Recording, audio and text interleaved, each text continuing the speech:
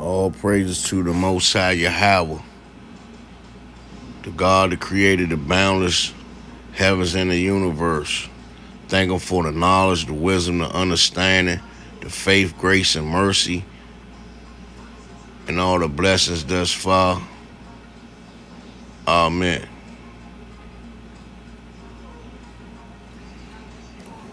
Man, check out what these people up to, man. Man, you tell me, is these people's up to something? Is this something sinister going on? Like, let me know. Am I going crazy? I was born at night, not last night. You know what I mean? People trying to run this little weak game. Come on, man. It's not going to work, man. It's not going to work. We got to wake up, man. Stop being robots. Shalom. We do not yet know the full extent and the systemic and structural changes which will happen. However, we do know that global energy systems, food systems, and supply chains will be deeply affected. We're about to abandon the traditional system of money and accounting and introduce a new one. And the new accounting is what we call blockchain. It means digital. It means having a almost perfect record of every single transaction that happens in the economy, which will give us far greater clarity over what's going on. It also raises huge dangers in terms of the balance of power between states and citizens. In my opinion, we're going to need a digital constitution of human rights if we're going to have digital money. And the title of this session, are we ready for a new world order? Science is not really about truth, it's about power.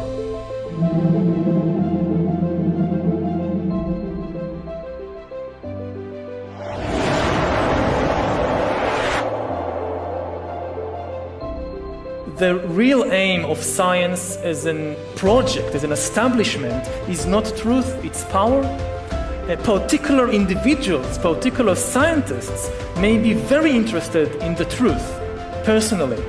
But as an institution, the real aim of science is power, and therefore... We'll follow the science. Let me say that again.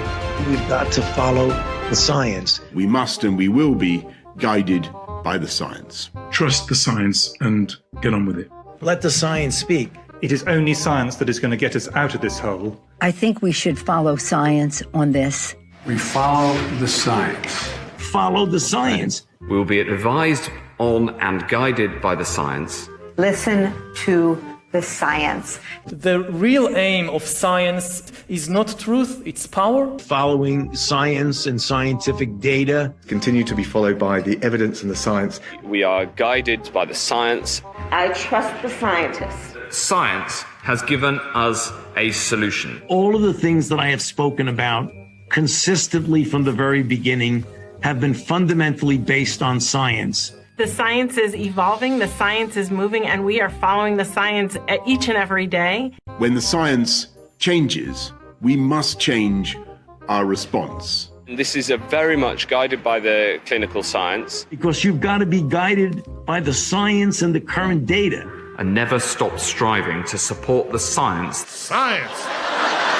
You're really attacking not only Dr. Anthony Fauci, you're attacking science. And we will be fully transparent, both with this House and with the public. The attacks on me, quite frankly, are attacks on science. Don't get confused, motherfucker. Science!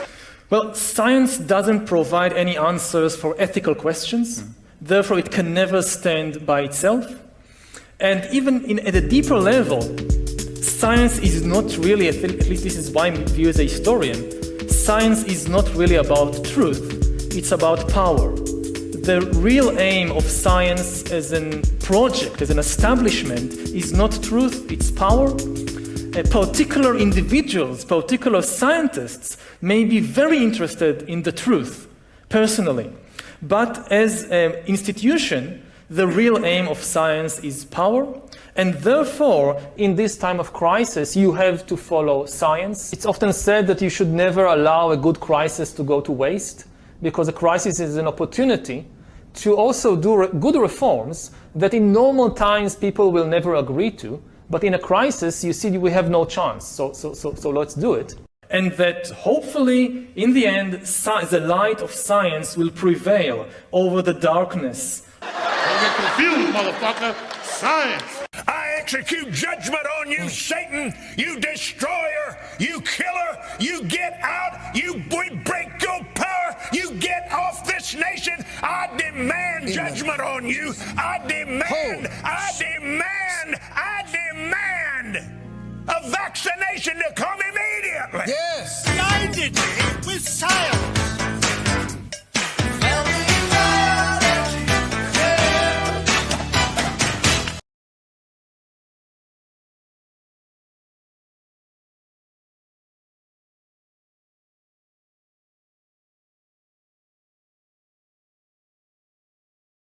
But there are a lot of indications right now that are telling us that there is a protection against transmission of the disease. There is no variant that we have identified that escapes the protection of our vaccine. Against COVID, to come now with a treatment of 90% effectiveness, personally makes me very proud about. And we know that the 2 doses of the vaccine offer very limited protection, if any. The 3 doses with a booster, they offer reasonable protection against. It is necessary a 4th boost right now. The protection that you are getting from the 3rd, it is good enough, actually quite good for hospitalizations and deaths. It's not that good against infections, but doesn't last very long.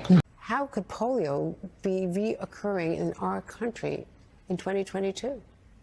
And how concerned? Well, what we need to understand is that the polio that we saw in this individual in Rockland County who had paralytic polio is a vaccine-related polio. And let me explain what I mean, is that the original Sabin vaccine, which is a live attenuated vaccine, has in it multiple different types of the polio. One is a type 2, which is a virus that when you vaccinate someone with a live attenuated vaccine, it can be excreted in the feces and get out into the environment, and it could revert to a more pathogenic form.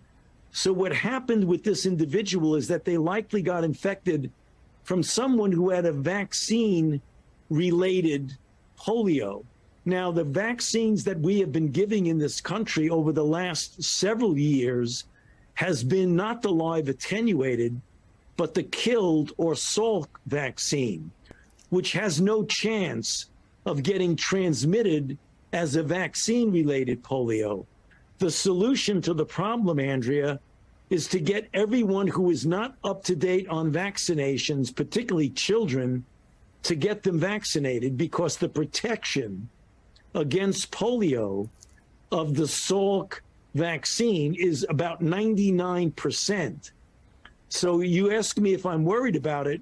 I'm only worried about it to the extent that people are not vaccinating their children. There are some areas, particularly in Rockland County, where only about 60% of the children have been vaccinated, and in some areas in that county, as low as 37% of the children have been vaccinated. So if you want to put a dead stop to polio in this country, then just get everybody vaccinated who needs to be vaccinated, and it would be the end of it. But she's had the flu for 14 days. Should she get a flu shot? Well, no. If she got the flu for 14 days, she's as protected as anybody can be, because the best vaccination is to get infected yourself. And that'd be the same with COVID, right? Same applies to the coronavirus. If she had COVID, she doesn't need to get the COVID shot.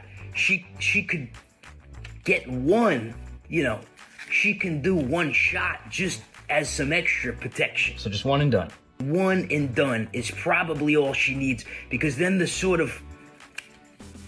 if she's already at the doctor's office, she might as well get a second shot. Natural immunity, 2 shots, she's good to go. And that would really be all she would need, except for the boosters, of course, because those offer this sort of extra immunity. Then she's protected. And then, of course, just to be sort of extra safe, I would just get a booster shot every 6 months for the rest of your life, and that'll sort of just get that ultra protection. I think, my mother had an expression, out of everything terrible, something good will come if you look hard enough for it. I think this presents us with some significant opportunities to make some real changes. We are at an inflection point, I believe, in the world economy. Not just the world economy, in the world. It occurs every 3 or 4 generations. As one of the top military people said to me in a secure meeting the other day, 60 million people died between 1900 and 1946. And since then, we established a liberal world order, and that hadn't happened in a long while. A lot of people dying, but nowhere near the chaos. And now is a time when things are shifting. There's going to be a new world order out there, and we've got to lead it. We've got to unite the rest of the free world in doing it. So anyway, I'm going to hush up, Mary, fire away.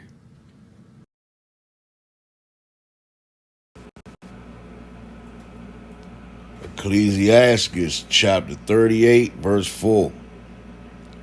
The Lord have created medicines out of the earth, and he that is wise will not abhor them. The word abhor means hate, folks. You can't hate the herbs that the Most High put in the earth, man. That's what the earth has come to now. We threw away God and grabbed hold of Satan. Shalom.